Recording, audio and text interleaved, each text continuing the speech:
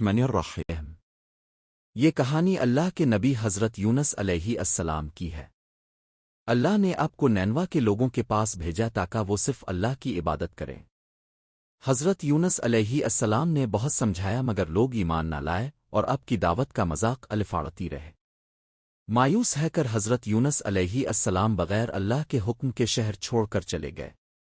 اب دریا کے کنارے پہنچے اور ایک کشتی میں سوار ہو گئے۔ کشتی دریا کے بیچ پہنچی تو سمندر میں طوفان آ گیا اور کشتی بھاری ہونے لگی۔ مسافروں نے قرا ڈالا تاکہ کسی ایک کو پانی میں پھینک دیا جائے۔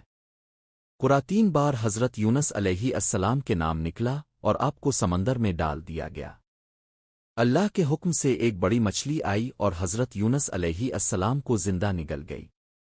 مچھلی کے پیٹ کے اندھیرے میں حضرت یونس علیہ السلام نے اللہ سے دعا کی، لیا نلے وا ان اتے سابہینوے نوانتم نے الزوالنمیے۔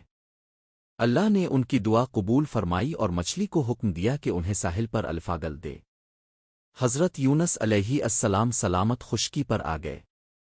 جب وہ اپنی قوم کے پاس واپس پہنچے تو وہ سب ایمان لا چکے تھے۔